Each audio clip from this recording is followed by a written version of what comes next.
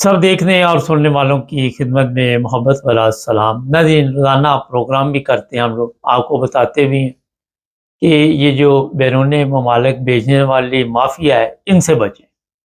मगर लोग शायद पाकिस्तान से भी तंग हैं और वो कहते हैं किसी न किसी तरह यहाँ से निकल जाए।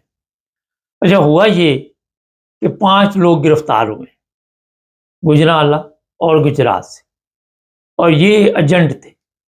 अब देखिए क्या कहानी डालते हैं ये लोग। एक बंदे से 48 लाख रुपए लिए इन्होंने, एक से 5 लाख रुपए लिए, एक से 9 लाख रुपए लिए, इसी तरह लाखों रुपए इन्होंने लोगों से लिए और इनको स्पेन भेजना था।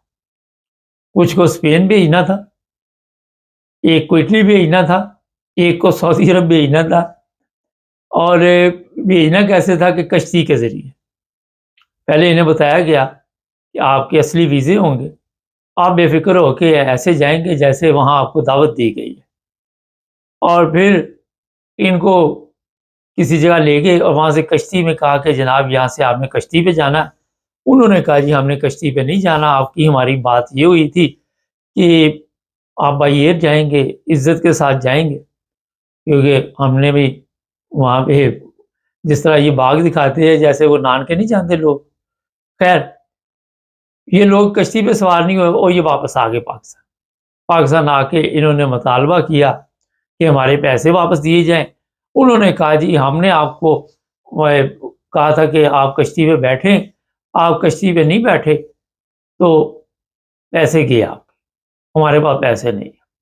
फिर एफआईए को इत्तला दी गई और उन्होंने ये 5 लोग गिरफ्तार किए, नाम भी हमारे पास मौजूद है। इनको अब ज़ाहिर है अदालत में पेश करके रिमांड लिया जाएगा। फिर पैसे-पूसे तो इनको मिलने या नहीं मिलने ये तो बाद की बात है, मुझे नहीं लग रहा अब मिले, क्योंकि जब आखिर पर उन्होंने एफआईआर दर्ज करवा दी तो पैसे तो गए।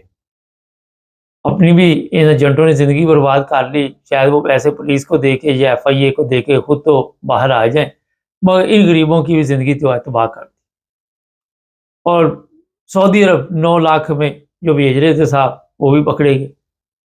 अब थोड़ा-सा मैं बता देता आपको, क्योंकि हमारा फ़र्ज़ होता है कि कुछ ना कुछ आपके लिए ऐसी चीज़ें लाएँ कि यूरोप में बिल्कुल कोई जगह नहीं है अब जो भी पाकिस्तानी आते। ये बड़ी एक अजीब बात है कि आप वहाँ पे 45 लाख या 49 लाख दे के आ रहे हैं और यहाँ पे जगह नहीं। एजेंट कह रहा है आपको जाते ही वहाँ पे काम मिल जाएगा।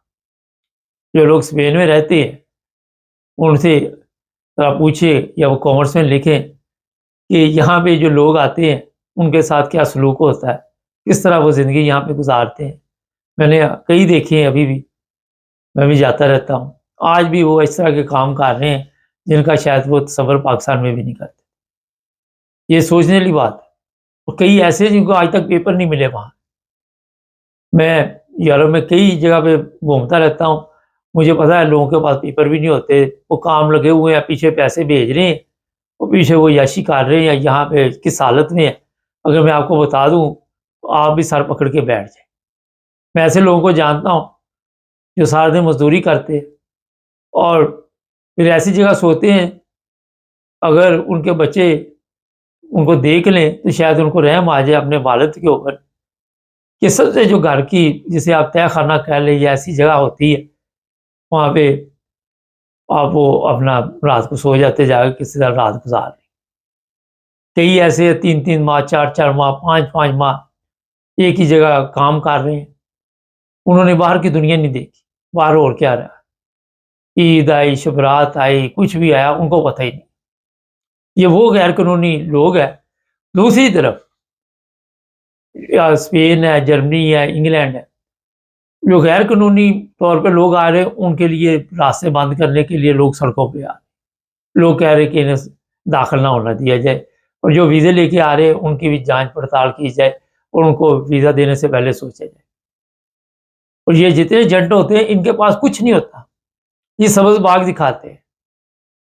इनका लेना देना क्या होता है एम्बेसी के साथ? ये आप लोगों से पैसे लेते हैं और बस अपनी ज़िंदगी गुज़ारते हैं।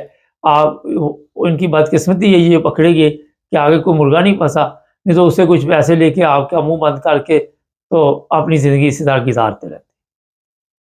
एक से पकड़े, दूसरे को थोड़े बहुत दे दिए, उसका मुंह बंद किया ताकि पुलिस के हत्थे न चढ़ जाए। कुछ पुलिस को दे दिए, कुछ FIA को दे दिए, लेकिन उस वक्त FIA हाथ डाल देती है जब उनको पता होता है कि अब हमारे बस में नहीं है, और फिर इनको पकड़ना हमारी मजबूरी बन चुका।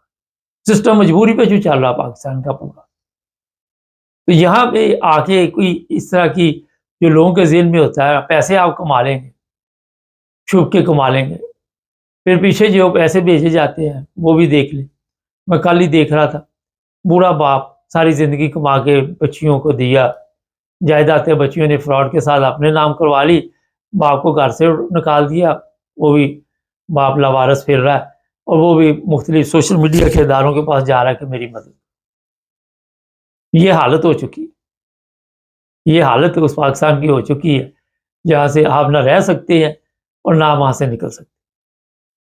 अगर निकलते हैं तो पिछले जो हैं उनको कदर नहीं होती, उनको पता नहीं होता कि किस हाल में वहाँ पे वो ज़िंदगी गुजार रहे हैं, किस हालत में वो, जिस तरह मैंने अभी बताया कि रात दिन मेहनत आपके लिए कर रहे हैं। तो गैर कानूनी कदम जब भी आप वहाँ से उठाएंगे उसके नतीजे अच्छे नहीं होंगे। अब 48 लाख के साथ वो पाकिस्तान में अगर आप छोटा मोटा बिजनेस कर लेते हैं, जिस बंदे ने 48 लाख दिए SVN आने के, तो वहाँ पे शायद वो खामोशी के साथ कुछ ना कुछ रोज़ी का सिलसिला उसका चलता रहता। मगर क्योंकि हम देखते हैं कि अगर कोई बाहर चला गया, वो लीगल गया है, आप इलीगल हो जाते, आप उसको ये भी नहीं छांछ पड़ताल करते कि उसके पास ये तालीम थी, या वो इंजीनियर था, या डॉक्टर था, नर्स थी, क्या था, उसको उस बेस पे वीज़ा मिल गया, आपको पता भी नहीं होता। कल ही मैं हैम्बर्ग से एक दोस्त के साथ बातचीत कर रहा था, बड़ी तादाद में यहाँ पे इंडियन आए हुए हैं ब्लू कार्ड पे, उनको काम भी मिल रहा है, वो घर भी खरीद रहे हैं, वो गाड़ियाँ भी खरीद रहे हैं, पढ़े लिखे लोग।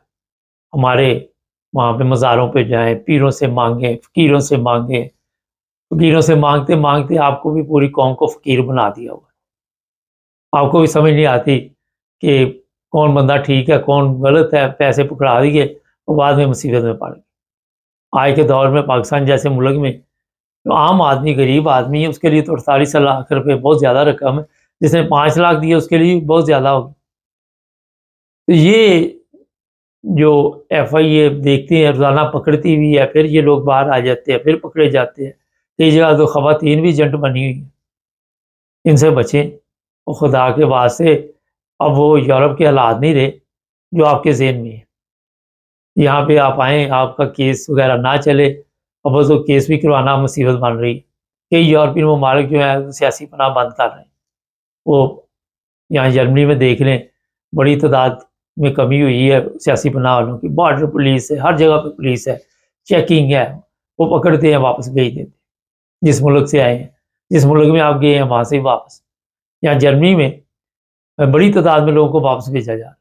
इस तरह इंग्लैंड में मैं आपको बताता रहता हूँ, इस तरह ये यूनान है, वहाँ से भी इसी तरह की खबरें हमारे पास हैं।